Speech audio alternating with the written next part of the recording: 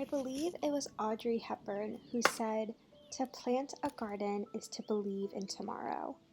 And honestly, I have no idea where I'm going to be in life or my business in 7 months when these onions are ready to be harvested.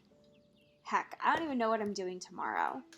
But I know that today I am grateful for the sun shining through my windows, the feel of the dirt on my skin, and the potential that these little seeds hold. One of the most magical experiences of my life is getting to see these little specks begin to sprout and then turn into plants and food that I can eat. But I'm getting ahead of myself.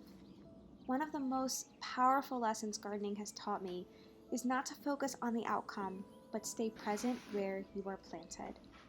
So today I am finding the joy in getting to plant a couple of seeds and begin planning this year's garden with you.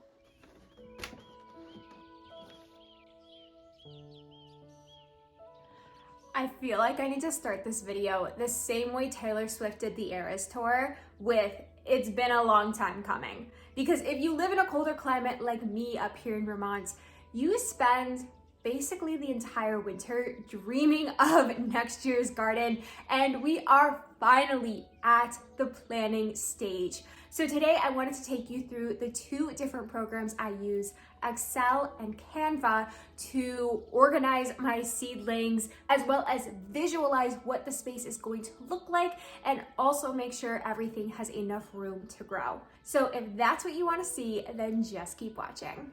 Before we can actually dive into making our pretty little graphics on Canva and imagining what the garden's going to look like, we first need to know when we can actually start. So to do this, I want you to look up your last average frost date. Simply type into Google your zip code and the words "last average frost date," and it will tell you when it should be safe to put your plants outside.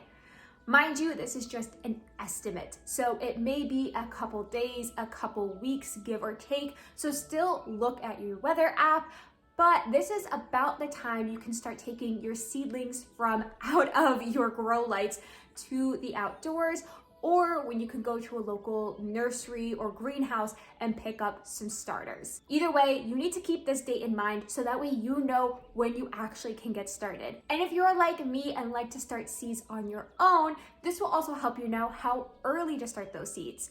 If you look on the back of any seed packet, it will tell you you either need to start it 6 weeks before your last frost date, 8 weeks before your last frost date, or like you saw with my onions, 10 weeks before your last frost date, which for me is the end of February. So no worries if you're seeing this video now and you're like, "Oh no, I need to do all these things to get started." That is just if you want to get a jump start. You could still start seeds on your average last frost date. You are not behind. This is just if you want to get ahead. And if you don't have any interest in starting seeds and you want to get starters from a nursery or a greenhouse, you can skip this entire part of the video and jump ahead to this timestamp where we dive into Canva and how the garden will actually look. But if you do want to start seeds, this is how I organize it in Excel so I don't miss anything and I actually start the correct amount. So in an Excel or a Sheets spreadsheet, I would simply write down the name of the plant that I want to grow. So for example, onions.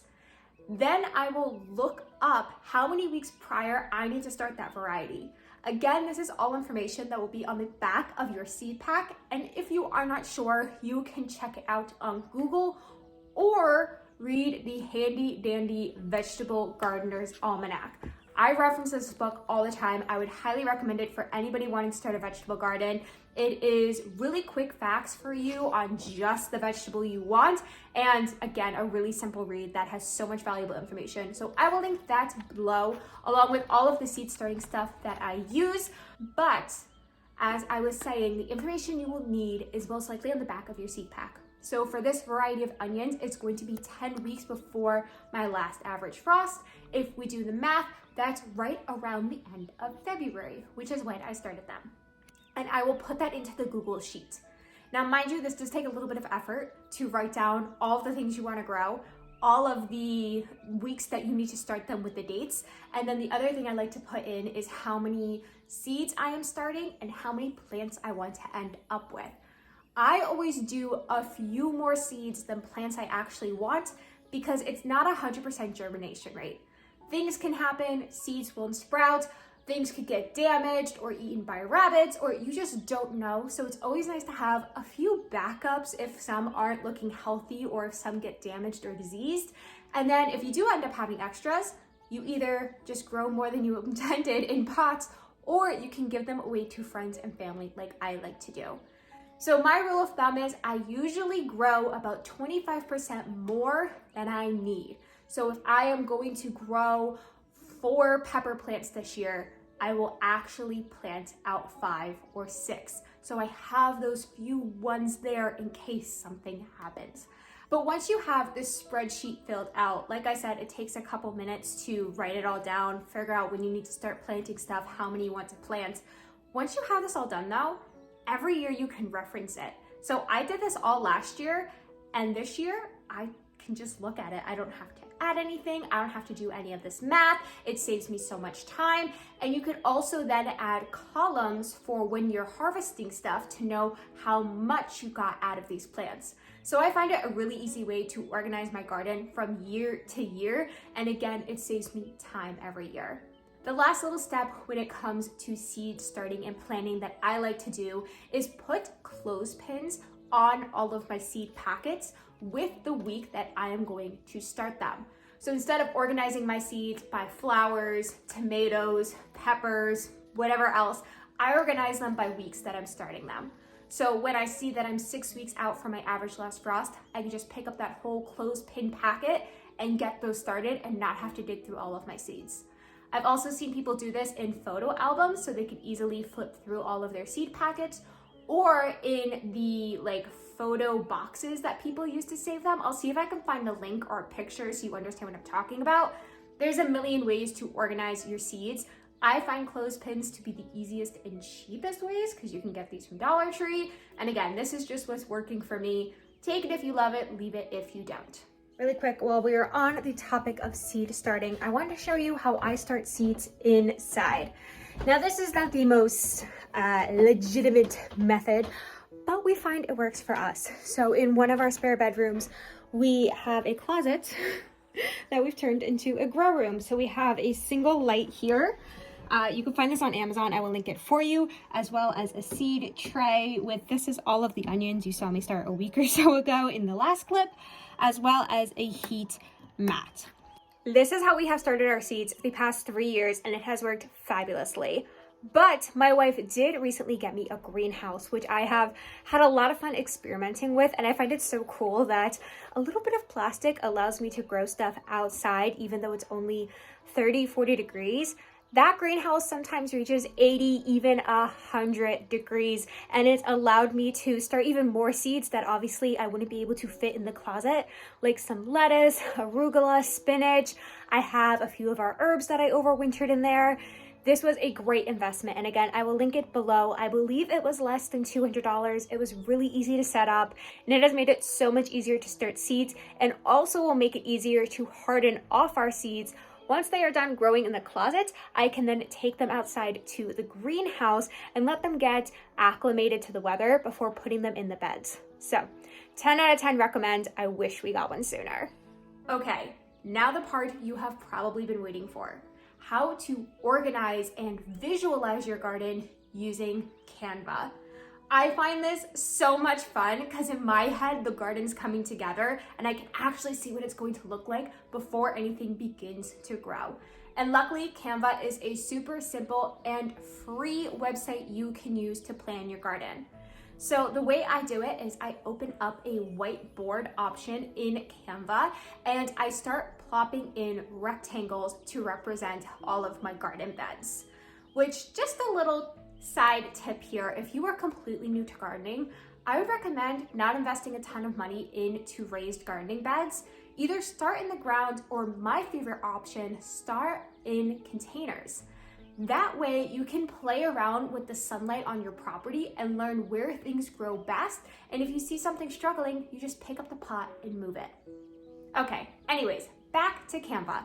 I put rectangles or squares to signify the garden boxes that I have to grow in, as well as many pots that I plan to use that year. And then I start popping in all of the different plants that I want to grow. And this is where the fun part comes in, because some of the Canva designs have cute little faces on them. And like I said, it brings me a lot of joy to do this. I don't know if anybody else is gonna find this as fun as I do, but it makes me really happy, so I do it every year. And this also helps me visualize the spacing. Now, if you look at the back of your seed packets or in the handy dandy Vegetable Gardener's Almanac, which I linked below for you, it'll tell you how far apart certain things need to be. So for example, most kale or cabbage plants need about 2 feet of space. So when I'm placing this garden box in my whiteboard on Canva, I try my best to do it to scale and also make the vegetables to scale so I can see how things are going to fit in and where I can sneak some little things in like lettuce and radishes and carrots. Again, I find this a really simple way to organize my garden, and I also love to use this to see how the colors are going to be. Mind you, most vegetables are green, but when we start to get into companion planting and putting flowers with those vegetables to help them grow or to protect them from pests, you can start to see how the orange marigolds are gonna pop next to your tomatoes, or these nasturtium are gonna look over by your brassicas that get invaded by aphids. It is, again, so much fun because I feel like I'm gardening even though it's still only 40 degrees outside and it's all just on technology. By the way, if you've been wanting to get into companion planting, I have a book that I really recommend. It also provides beautiful pictures, kind of like what you're doing in Canva right now, to help you visualize how it is going to look. And it has so many suggestions and even sample garden beds that apply all of the principles they teach you with companion planting. So I will link that below as well. And once you have your design done in Canva, take a step back and look at it. Is there anywhere you can squeeze another plant in? Does one of your beds need a bit more color with some flowers or maybe a companion plant? Did you forget about anything? Do things need more spacing? Again, I found this really helpful for me to actually be able to visualize what I can fit where and not end up starting more seeds or buying more starters that I can actually fit. Because I feel like that's an issue for most of us gardeners. We always think we can grow more than we actually can. And then lastly, before we close out this video, I just want to remind you to have fun in your garden and go with the flow. We can do all of the planning, all of the organizing, all of the visualizing, but we cannot control what nature is going to do. And I learned that firsthand last year when we bought a bunch of crappy soil unknowingly, and a lot of our plants didn't grow, and we got nowhere near the harvest I anticipated. It sucked and felt so defeating, but I still had so much joy every time I stepped out into my garden. So just remember that this is a learning experience and it gets to be fun. It doesn't have to be stressful. And if doing all of this planning and organizing feels stressful, make it easy for yourself. Grab a few pots, grab a few starters at a greenhouse, put them in the pots, water them every day, speak loving intentions over them, enjoy those cherry tomatoes or the peppers or whatever it is you're growing. And when you feel like you can handle more, then add more. Just because I do it this way and go a little crazy with how much I grow out in our backyard doesn't mean you have to. Whatever capacity that you can have a garden this year, that is perfect. As long as you are getting outside and getting to enjoy nature, I think you're doing it right. So with that being said, if you found this video helpful, please give it a thumbs up. And if you want to see how all of this planning actually plays out in nature, make sure to subscribe so you don't miss any of our garden tours coming up this summer. And I will see you in another video with more tips to help you live your most magical life.